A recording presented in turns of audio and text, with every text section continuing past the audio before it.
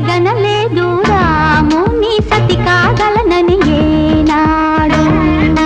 రాముడు అనుకోలేదు జానకి పతి కాగలనని ఆనాడు.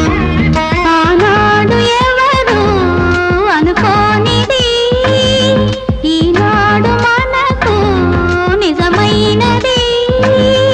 ఆ రామాయణం మన జీవన పారాయణం. రాముడు అనుకోలేదు జానకి పతి కాగలనని ఆనాడు.